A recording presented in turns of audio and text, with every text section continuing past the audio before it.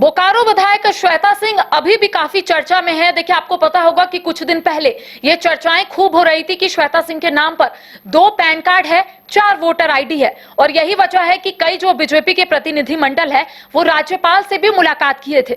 लेकिन इस बीच डुमरी विधायक जयराम महतो का भी एक बड़ा बयान आता है।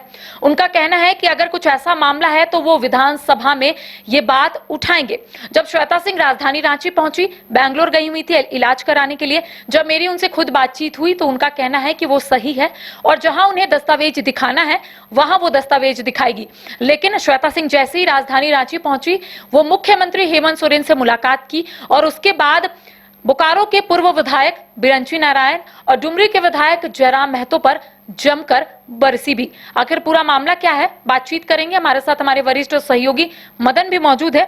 मदन, जब श्वेता सिंह राजधानी रांची पहुंचे, मुख्यमंत्री हेमंत सोरेन से भी इस मामले पर मुलाकात की, लेकिन उसके बाद बिरंची नारायण और जयराम महतो पर खूब बरसी, क्यों?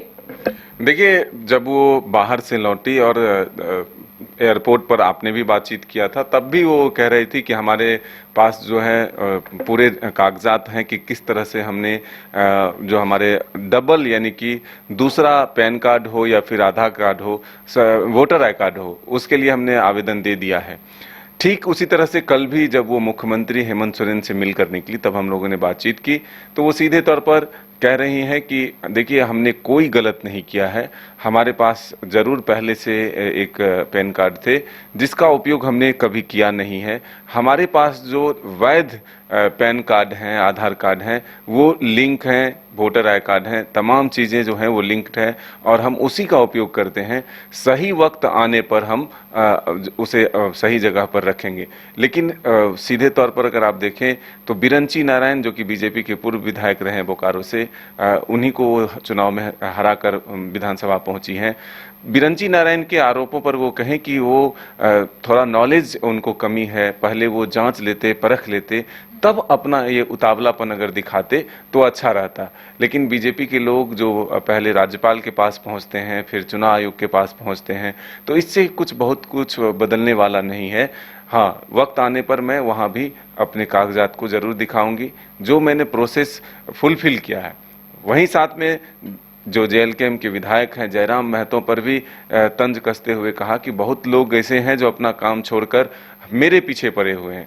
डीसी के द्वारा तुरंत रिपोर्ट सौंपने पर भी उन्होंने कहा कि बहुत सारे मुद्दे ऐसे हैं जिस पर डीसी को काम करना है, लेकिन उन सारे विषयों को छोड़कर सबसे तत्परता इसको लेकर दिखाई गई। तो चलिए, हमारे और उनके क्या मधुर संबंध हैं ये तो सबको पता है। और साथ ही इशारे में कहा कि अगर हक और हुकूक की लड़ाई के लिए लड़ना पड़ेगा तो श्वेता सिंह कभी भी पीछे नहीं हटेगी और 2 कदम आगे बढ़कर लड़ाई जो है वो लड़ती रहेंगी। लेकिन डीसी मैम के पास जो है और भी कई काम थे।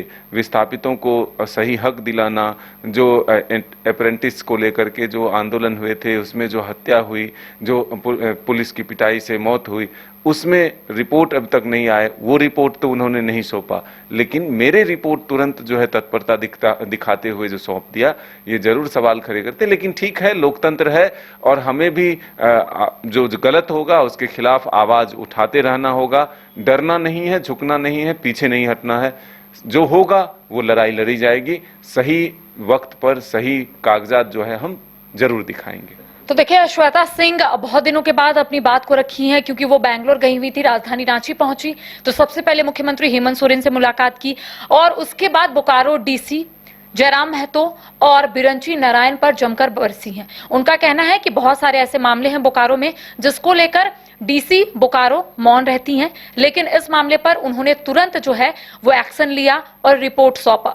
इसके साथ ही जो जयराम महतो ने बयान दिया था, यानी कि उनका कहना था कि इस मामले पर वो विधानसभा पर अपनी बात को रखेंगे। इसको लेकर उनका कहना है कि झारखंड में कई ज्वलंत मुद्दे हैं, उस पर कोई ध्यान नहीं देता है, लेकिन मेरा जो मामला है इसको लेकर पूरा जो झारखंड है वो नजर टिकाए बैठे हैं।